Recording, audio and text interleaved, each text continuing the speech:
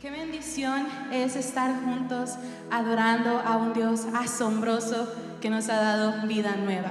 Iglesia, familia de la Bond Drive, sean cada uno de ustedes bienvenidos en esta mañana. Para nosotros es un orgullo, es un placer y nos alegra mucho que tú estés aquí hoy. En la entrada recibiste una de estas tarjetitas, que son nuestras tarjetas de conexión.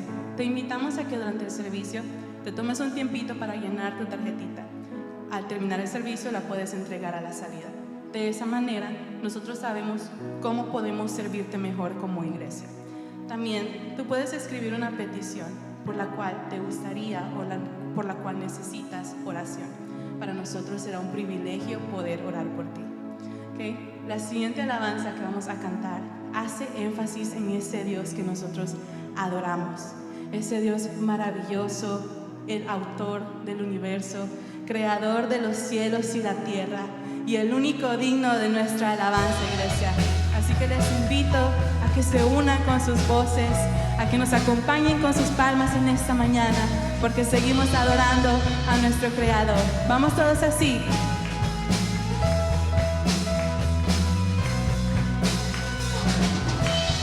Tu palabra nos dice que todo lo que respire alabe a Jehová.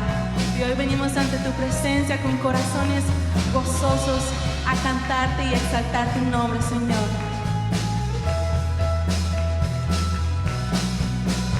El Dios que hizo los cielos y la tierra con el poder de su palabra y reina con autoridad.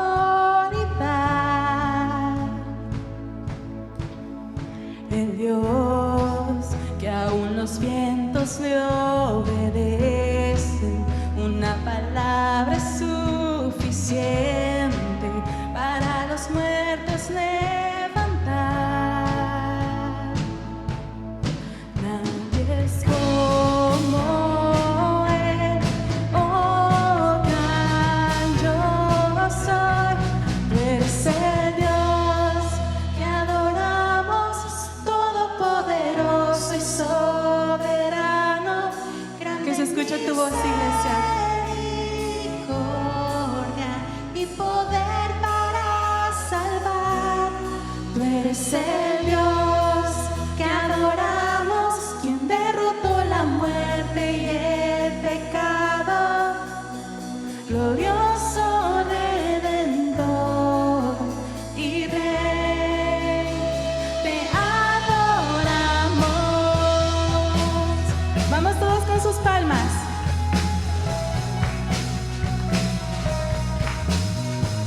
Nuestra mejor alabanza es para nuestro Dios.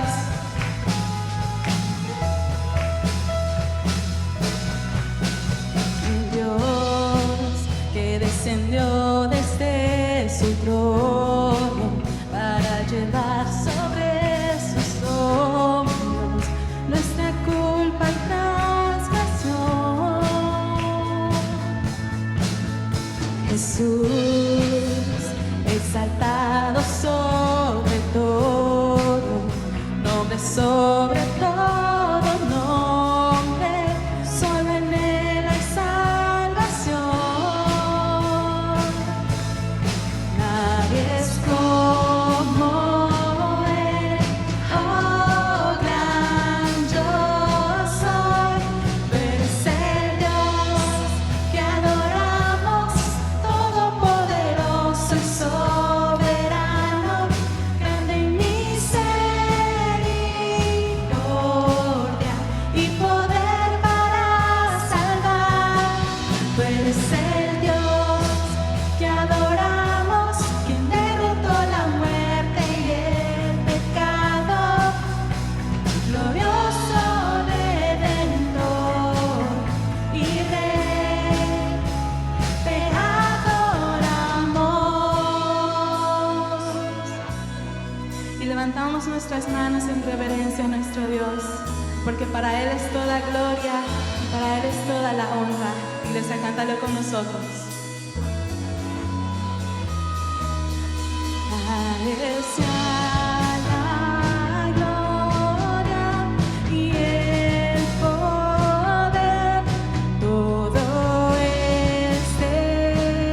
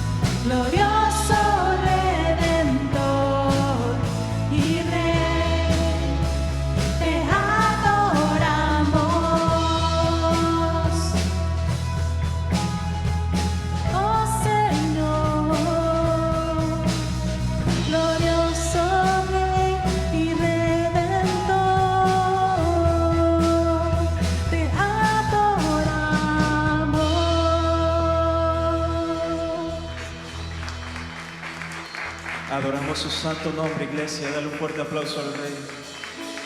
A ti, oh Dios, Padre Celestial, te invito, iglesia, que levantes tus manos conmigo. Vamos a adorar a aquel Dios majestuoso, aquel Dios omnipotente que nos acompaña cada día. Dile que Él es grande y Él es fuerte.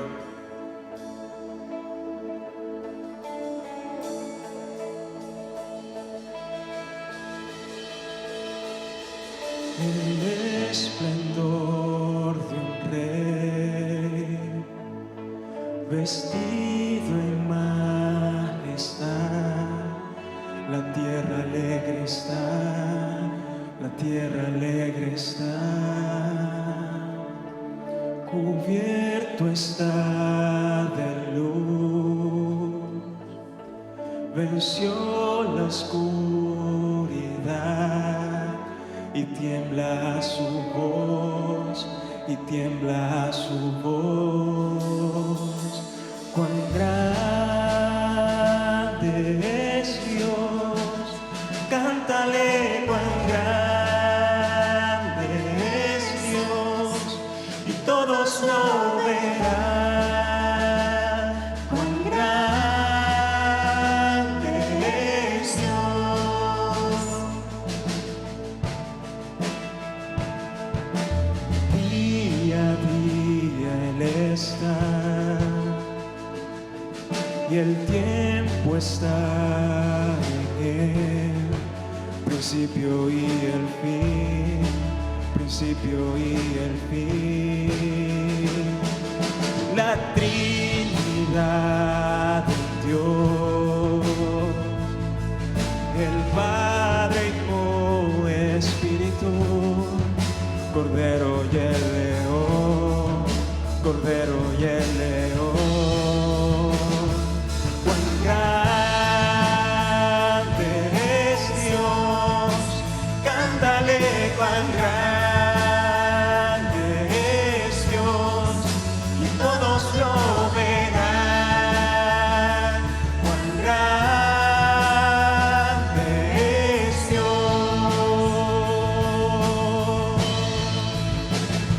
Tu nombre es sobre todo es, tú eres digno de alabar, y mi ser dirá cuán grande es Dios. Una vez más, iglesia. Tu nombre es sobre todo es, tú eres digno de alabar, y mi ser dirá cuán grande es Dios.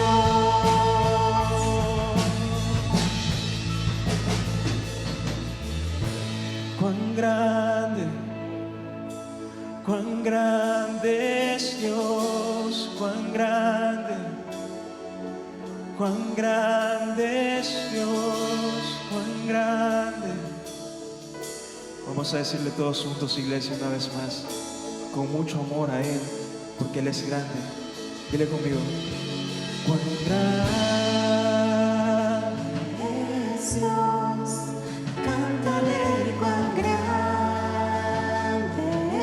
es Dios, y todos lo verán.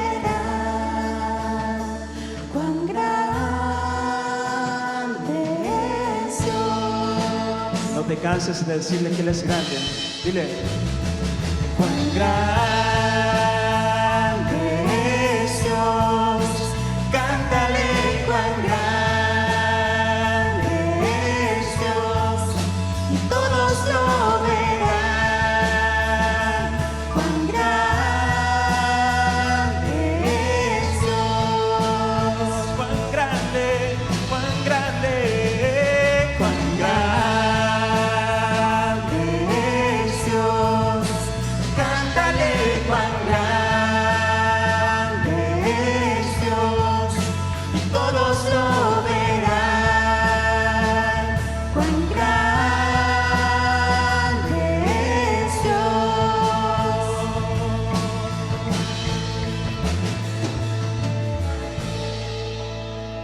su amor por nosotros, que murió por nosotros en aquella cruz.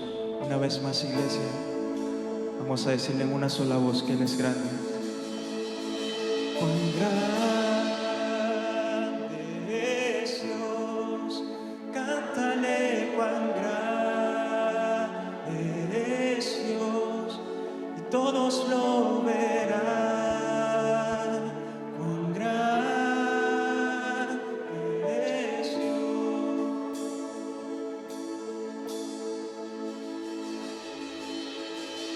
Cuán grande eres, Señor, y alabamos tu hermoso nombre. Tú fuiste el verbo en el principio, unigénito de Dios. El misterio de tu gloria revelado en tu amor. Cuán hermoso su nombre es, cuán hermoso su nombre es, el nombre de Jesús mi Rey. Cuán hermoso su nombre es, nada se iguala a Él. Cuán hermoso su nombre es, no hay otro nombre. Levanta tus manos y adórale. Dejaste el cielo por salvarme, me viniste a rescatar. Mi transgresión tú perdonaste, nada nos separará. Majestuoso su nombre es, majestuoso su nombre es, el nombre de Jesús mi Rey. Majestuoso su nombre es, nada se iguala a Él. Majestuoso su nombre es, no hay otro nombre. Majestuoso su nombre es, no hay otro nombre. Leemos juntos su palabra en Hebreos 10, 19, 20. Hermanos, la sangre que Jesús derramó al morir nos permite ahora tener amistad con Dios y entrar con toda libertad al lugar más santo. Pues cuando Jesús murió, rompió la cortina que nos impedía el paso. Pero ahora Jesús está vivo y por medio de Él podemos acercarnos a Dios. Y le damos gracias a nuestro Dios. Continuamos alabando su nombre y exaltándolo. Que se escuche tu voz. La muerte venciste, el velo partiste, la tumba vacía ahora está. Los cielos declaran, tu gloria proclama, resucitaste en majestad.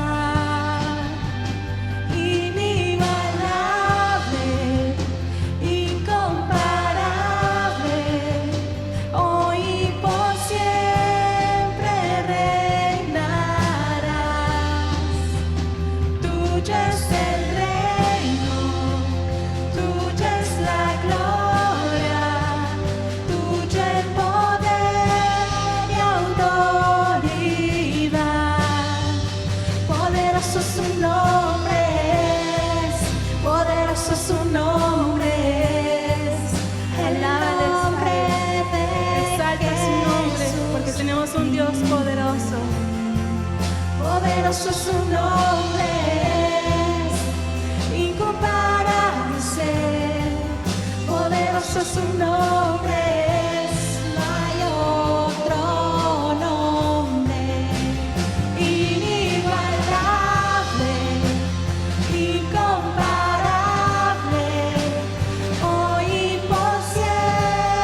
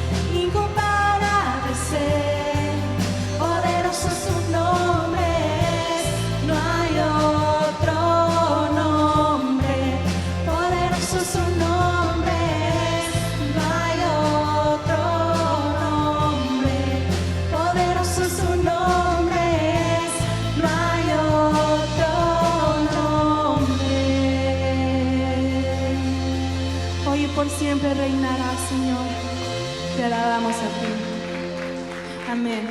Les invito a que tomen asiento.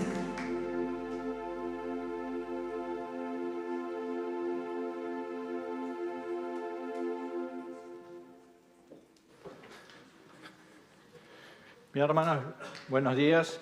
Gusto poder compartir la palabra de Dios con ustedes en el día de hoy. Y gracias a Dios que tenemos un Dios poderoso en el que podemos confiar día a día, ¿no? Estamos en días de incertidumbre, donde no sabemos qué es lo que va a pasar el día de mañana, pero gracias a Dios que podemos confiar en Él, en todo lo que necesitamos, ¿no? Y por eso, qué bueno que podemos estar aquí, porque necesitamos de la palabra de Dios que nos da, siempre nos trae paz en nuestra vida y nos da dirección en lo que está sucediendo y en los pasos que tenemos que dar. Desde que Adán y Eva salieron del huerto del Edén, el ser humano ha estado en constantes conflictos de diferentes formas, ¿no? Ahora, la principal causa de conflicto es que el ser humano como individuo está en conflicto con Dios.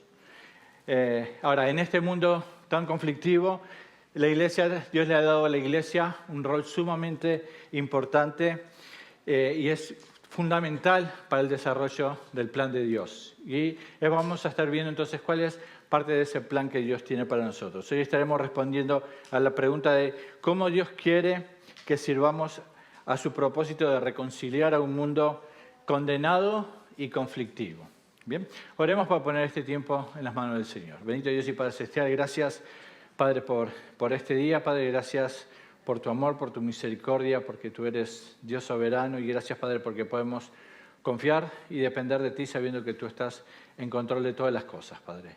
Pedimos que tú seas hablando a nuestra mente, a nuestro corazón, que podamos salir de aquí edificados y decididos, Padre, convencidos a seguir una vida que te honre y que te glorifique en todo tiempo y en todo lugar, Padre. Te lo pedimos en el nombre bendito del Señor Jesucristo. Amén.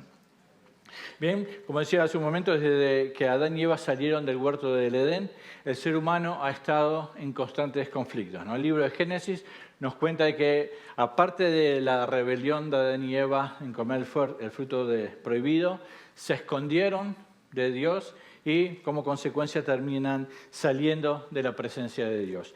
El libro de Génesis continúa con el primer asesinato que tiene un récord histórico, y es el asesinato de Caín a su propio hermano. Un asesinato que no necesitó de armas de fuego, ahora que estamos en un tema tan controversial con eso, pero no necesitó de un arma de fuego para matar a su propio hermano, ¿no? La historia de la Biblia continúa con el pecado del ser humano, de diferentes formas, cómo ese ser humano, cómo nosotros nos fuimos apartando de Dios. Jesús mismo anunció que en los últimos días las cosas iban a complicar, que iban a haber más guerras, más desastres naturales y que todo eso sería principio de dolores. Y Jesús también anunció que en los últimos tiempos los padres se vendrían contra los hijos y los hijos contra los padres, las nueras contra las suegras contra las nueras. Y lamentablemente podemos ver de que toda esa situación va en aumento, ¿no? Podemos ver las noticias y en una gran variedad de conflictos y situaciones difíciles en todo el mundo, ¿no? Aquí no, pero en otras iglesias sucede que después de venir a adorar a Dios, de cantar, de escuchar su palabra, el simple hecho de decidir dónde ir a comer después del servicio ya es un motivo de conflicto familiar, ¿no? Gracias a Dios eso aquí no sucede, pero sí sucede en algunas otras iglesias, ¿no? Eso nos lleva a preguntarnos ¿por qué somos tan conflictivos?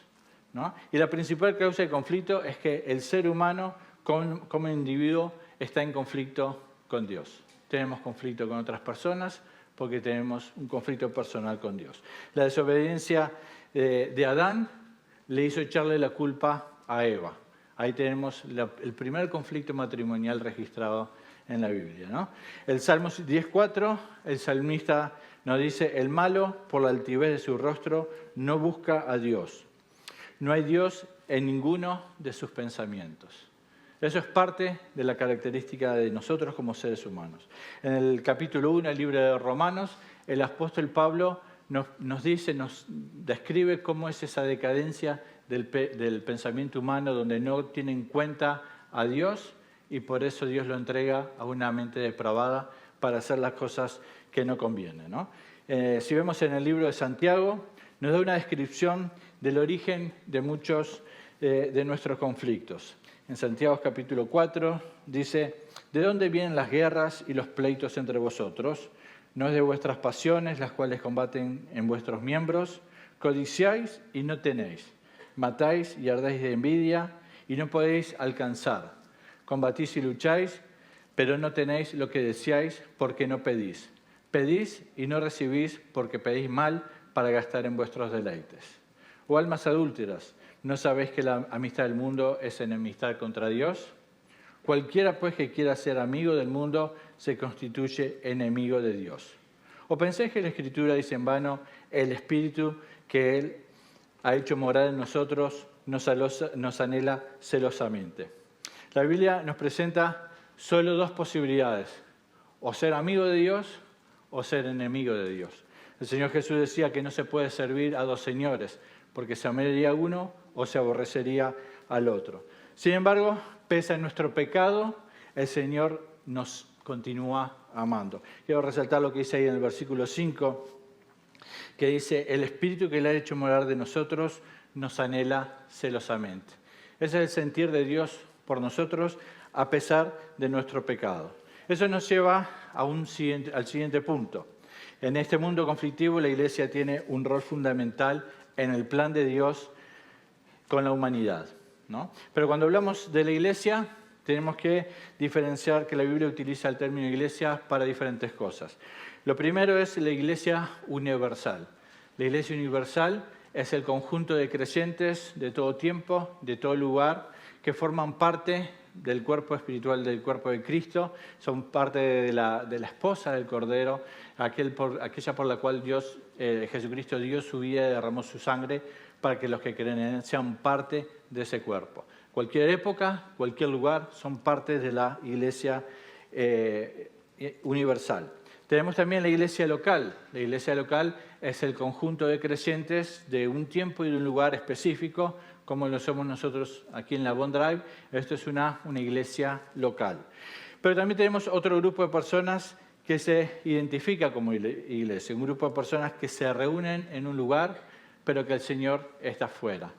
En el libro de Apocalipsis, el Señor le dice al apóstol Juan que le escriba a la iglesia de la Odisea y que le diga: yo estoy a la puerta y llamo. Y el que abra, yo entraré y cenaré con él y él conmigo. El Señor estaba fuera de esa iglesia, golpeando la puerta para entrar. Eso significa que aunque hay un grupo de personas que se reúnan en un lugar con el nombre de iglesia, el Señor no está en medio de ellos. El Señor está fuera llamando. Ahora, dentro de la iglesia se pueden identificar distintos tipos de creyentes. Y vamos a ver 3 tipos de amigos de Jesús, que eran parte del grupo de lo que podríamos llamar la iglesia local, ¿no? Ahora tenemos que considerar que Jesús fue considerado amigo de pecadores, de prostitutas, de publicanos. Fue considerado amigo de diferentes tipos de personas, ¿no? Y hoy queremos ayudarle a definir qué tipo de creyente es usted.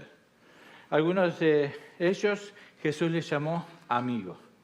Ahora, la pregunta es si usted quiere ser llamado amigo de Jesús, quiere ser considerado amigo de Jesús o no. Rápidamente vamos a considerar 3 grupos de creyentes. El primero es Judas Iscariotes.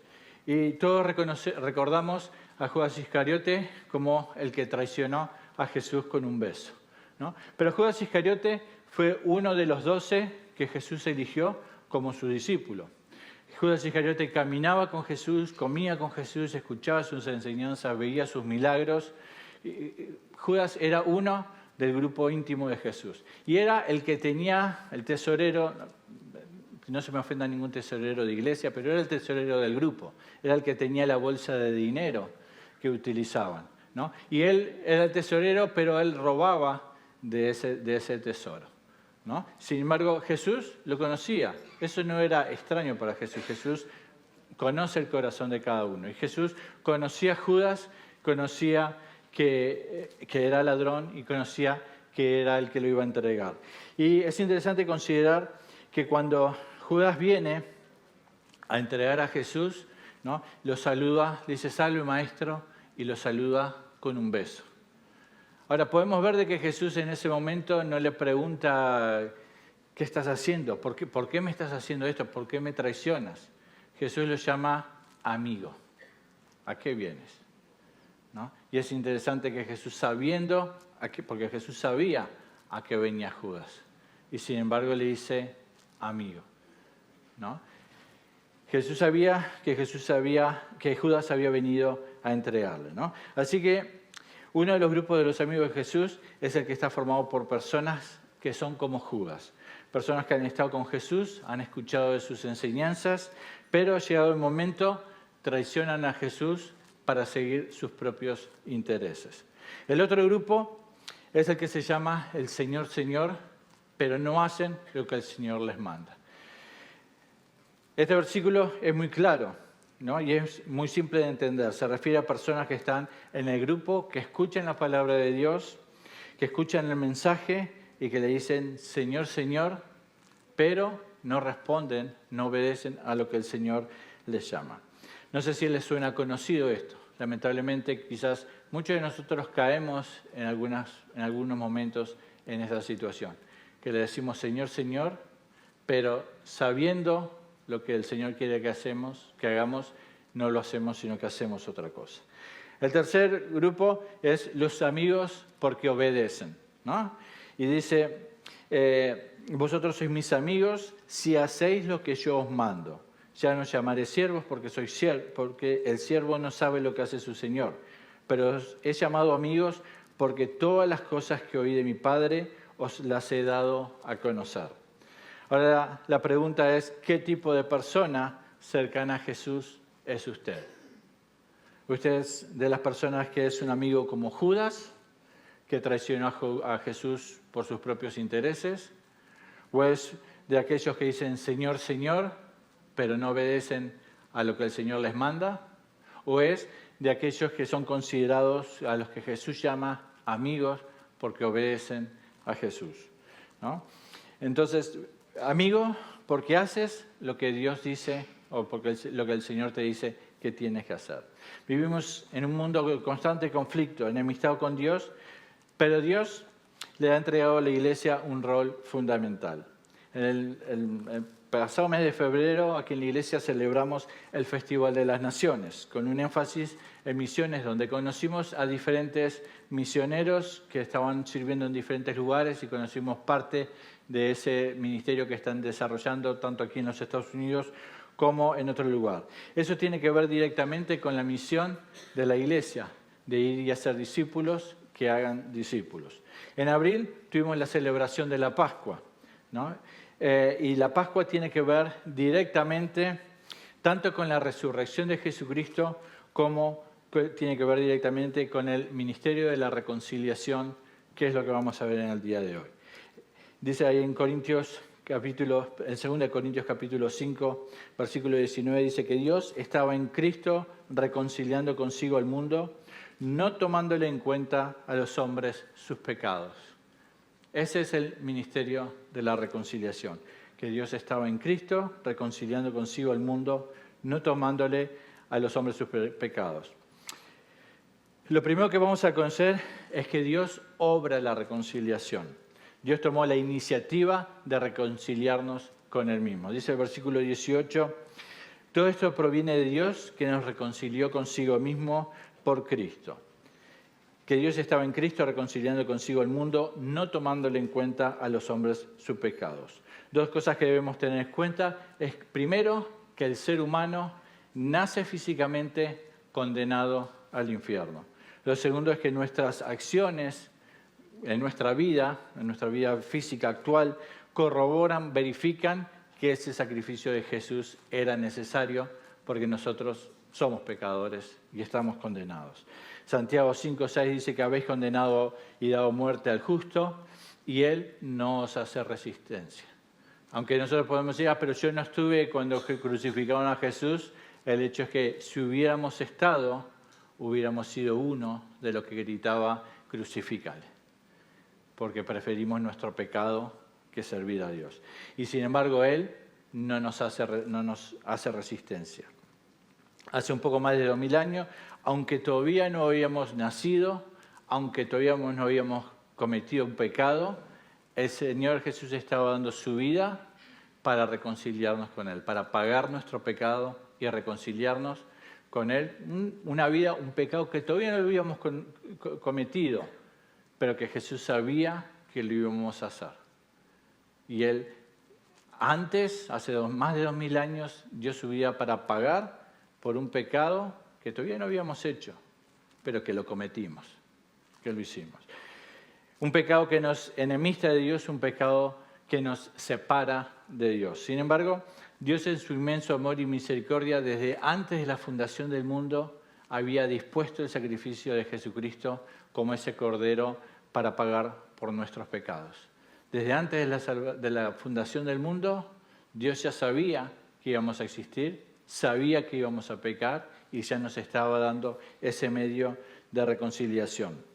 Dice en el versículo 19 que Dios estaba en Cristo reconciliando consigo al mundo, no tomándoles en cuenta a los hombres sus pecados. El pecado es una ofensa contra Dios.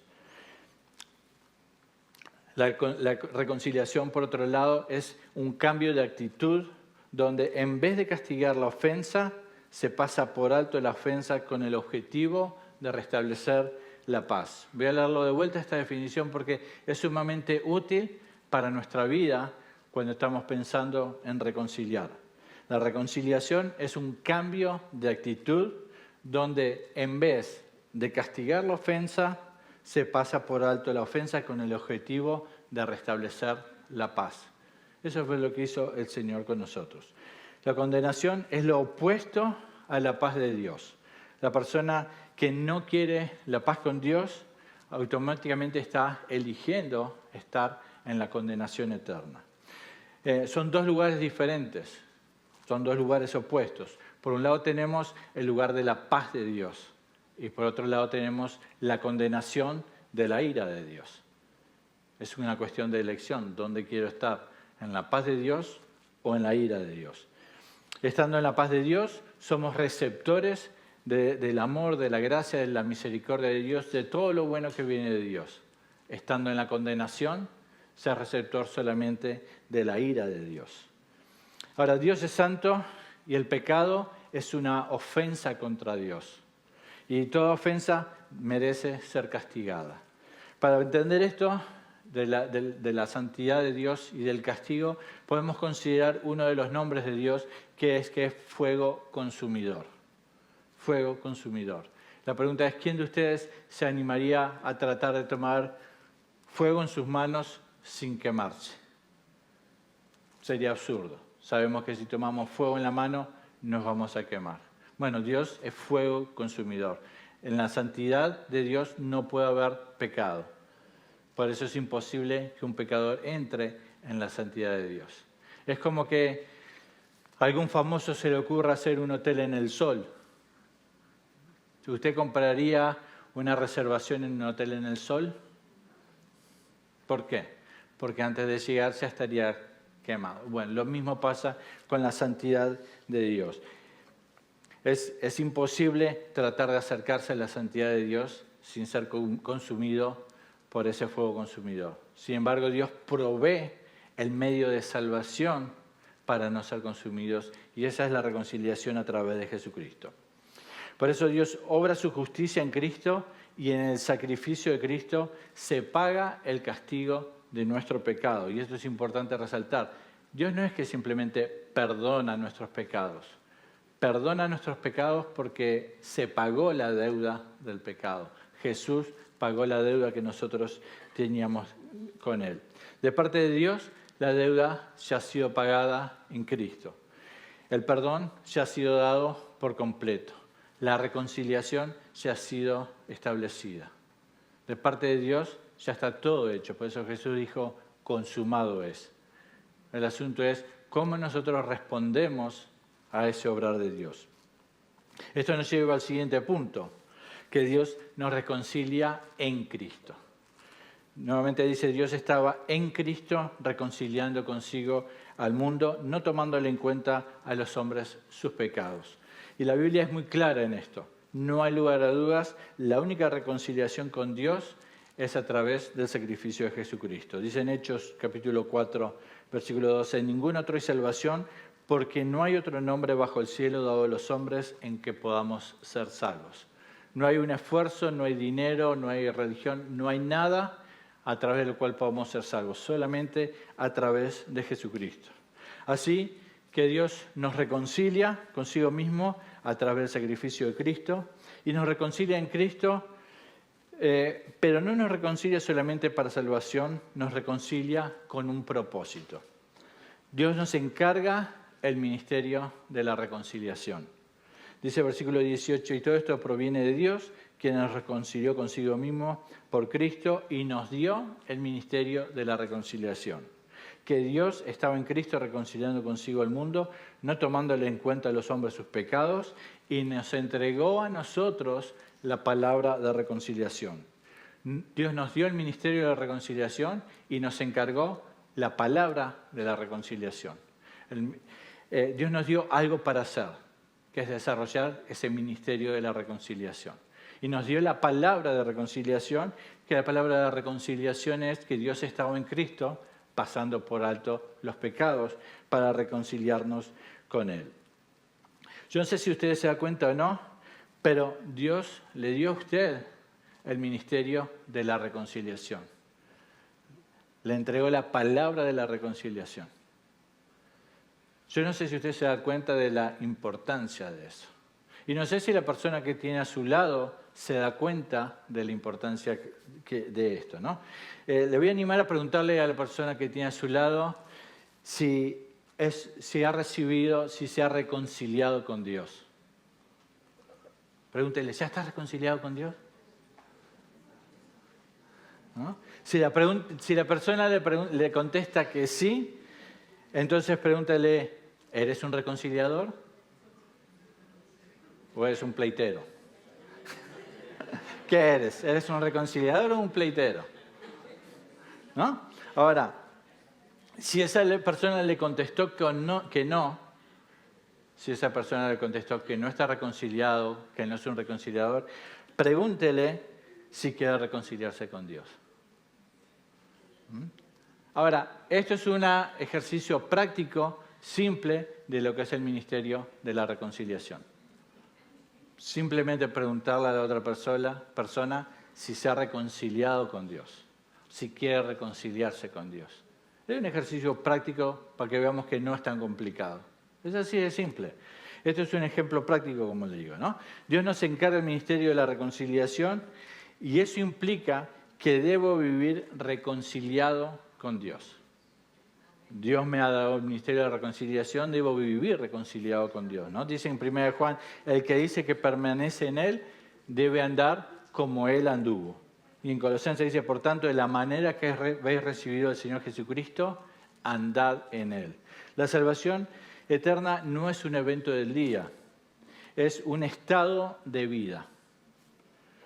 ¿Estoy viviendo en la salvación o estoy viviendo la condenación? ¿Estoy viviendo la reconciliación o estoy viviendo el conflicto? Si usted ha sido reconciliado por Dios en Cristo, entonces ha recibido el ministerio de la reconciliación y eso implica que usted debe vivir reconciliado. Y Dios nos encarga el ministerio de la reconciliación también para reconciliar nuestras relaciones personales. Y aquí es donde quizás aprieta un poco el zapato, porque todos quizás tenemos situaciones no reconciliadas con otras personas. Pero en Mateo, el Señor Jesús exhorta, por tanto, si traes tu ofrenda al altar y así te acuerdas de que tu hermano tiene algo contra ti, deja allí tu ofrenda delante del altar y anda, reconcíliate primero con tu hermano y entonces ven y presenta tu ofrenda. Esta es una de las enseñanzas de Jesús que muchas iglesias se pasa por alto, o muchos cristianos quieren anular de la Biblia, ¿no? Llegan a la iglesia a cantar alabanzas, a escuchar la palabra de Dios, pero viven con una carga de enemistades, arrastrando conflictos por años y años, pleitos con otras personas de vaya a saber cuándo, ¿no? Muchos cristianos llegan y se ponen a cantar, levantan sus manos diciendo, gloria, gloria, aleluya, Señor, gracias por perdonarnos, qué lindo que eres, quiero servirte, perdono mis pecados. Y algunos se ponen muy espirituales y dicen, no, heme aquí, envíame a mí. Y el Señor dice, ok, bien, qué bueno que estamos en sintonía, estamos reconciliados, pero ¿y por qué andas cargando una mochila? A ver, préstame la mochila, déjame ver qué hay aquí. Ups, parece que estás cargando cierto resentimiento con algún hermano. Y después seguimos buscando y que hace una semana no le hablas a tu esposo o a tu esposa. Y sigue buscando Dios en nuestra mochila y dice, y aquí estás esperando a tu vecino para pedirle 5 pesos que le prestaste hace 10 años. Y quieres ir a evangelizar a otros lados. A ver, déjame seguir buscando. Y que estás esperando que tu suegra se ponga a tiro para decirle sus verdades. Está difícil esto, ¿no? Que quieres cambiar de iglesia porque la esposa del pastor, como tenía una urgencia con uno de sus niños, pasó por al lado tuyo sin saludarte. Bueno, me da gusto que estemos reconciliados, pero ahora tú ve y haz lo mismo. Y deja allí tu ofrenda, reconcíliate con tu prójimo y después ven y hablamos. Eso es lo que el Señor nos manda, ¿no? Entonces, el siguiente punto es que Dios nos encarga del ministerio de la reconciliación para predicar la reconciliación a un mundo enemistado con Dios, ¿no? Dice, por tanto, id y haced discípulos a todas las naciones, bautizándolos en el nombre del Padre, del Hijo y del Espíritu Santo, enseñándoles que guarden todas las cosas que yo os he mandado. Y he aquí yo estoy con vosotros todos los días hasta el fin del mundo. Esto es lo que conocemos como la Gran Comisión. La mayoría lo saben de memoria, pero ¿cuántos de nosotros lo obedecemos? ¿No? Y el ir a predicar el Evangelio con el objetivo de hacer discípulos que se bauticen, y esto me gusta siempre resaltar esto porque el objetivo de ir a predicar el Evangelio no es cumplir una actividad, un requisito de la iglesia. El objetivo de ir a evangelizar es hacer discípulos. Y el objetivo de hacer discípulos es que se bauticen. El bautizarse es una identificación con Cristo.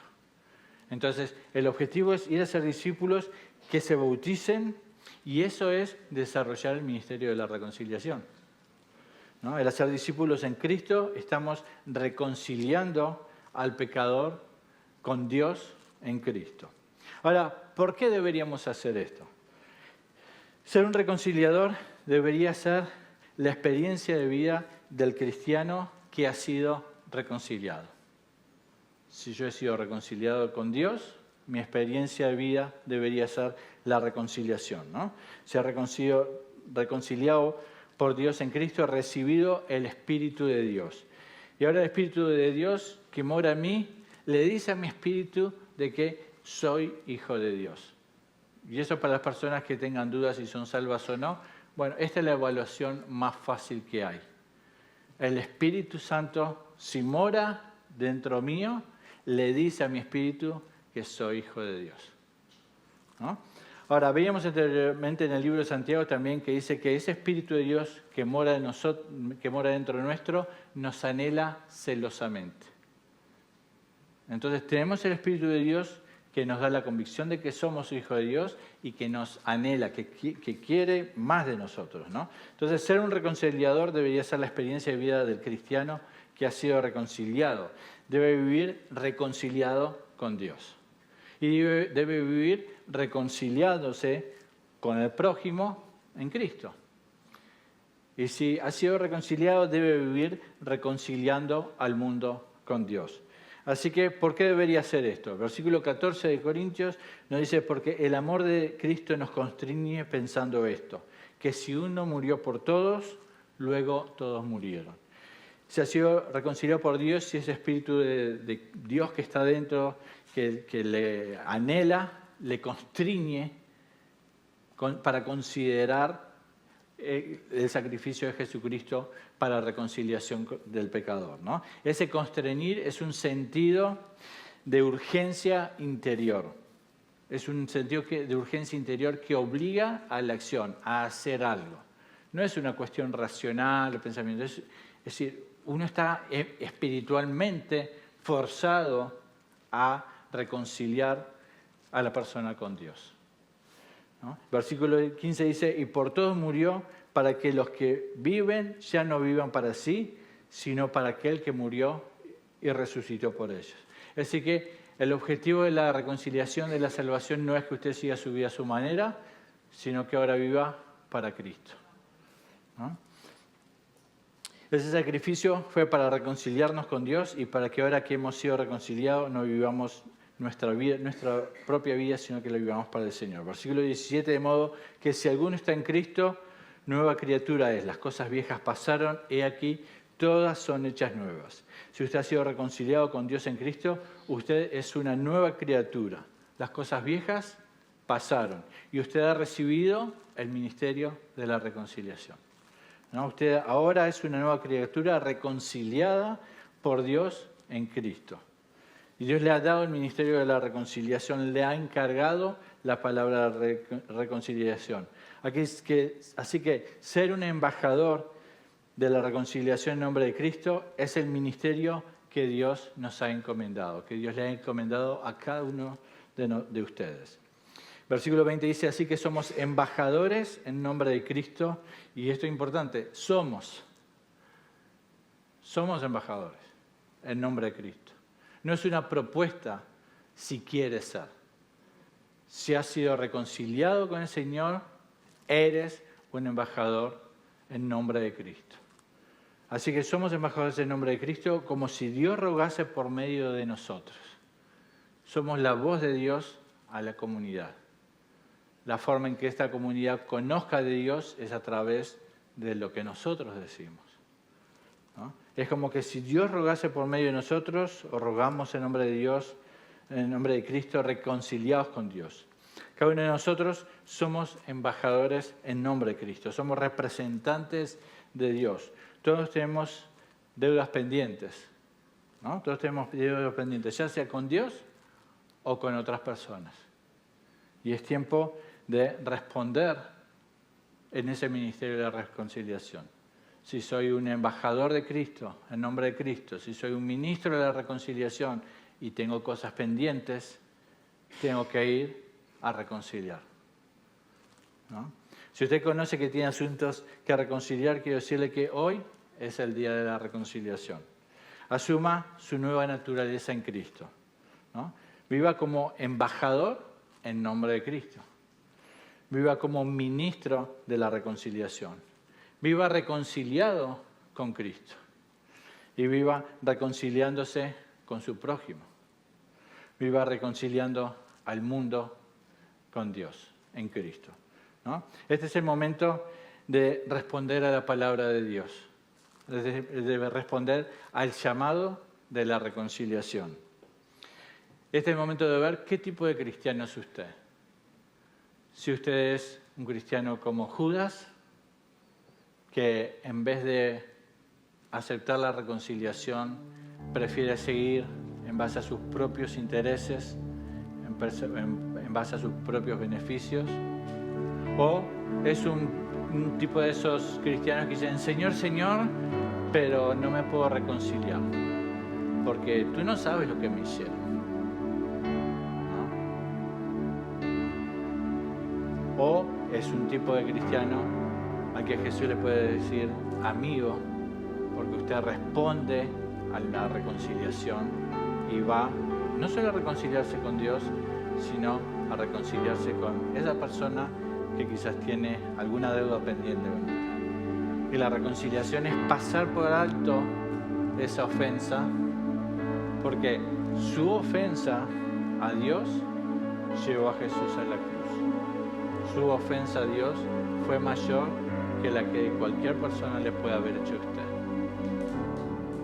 No tiene excusa para no perdonar. Es una cuestión de responder a la reconciliación de Dios o seguir en una actitud de conflicto. El Señor le ha dado, si usted aceptó a Jesucristo como salvación, le ha encargado el ministerio de la reconciliación. Le ha dado la palabra de la reconciliación. Y es tiempo de vivir esa reconciliación. Estar reconciliado para reconciliar. Ese es el llamado que el Señor nos hace el día de hoy. Dejar de un lado las cuentas pendientes para ser un reconciliado. Vivir la reconciliación en Cristo. Muchísimas gracias por haberte conectado con nosotros en este día. Sabemos que solo tomados de la mano de Dios es que podemos mejorar nuestras vidas. Y así que deseamos que lo que has aprendido hoy lo pongas en práctica con su ayuda. Queremos conectar contigo, así que contáctanos a través del correo electrónico que está en la descripción de este video, o si quieres que estemos orando por ti, puedes incluirla en ese correo electrónico, o si es una petición pública, también puedes escribirla en los comentarios de este video. Te amamos y esperamos verte en persona en cualquier otra oportunidad.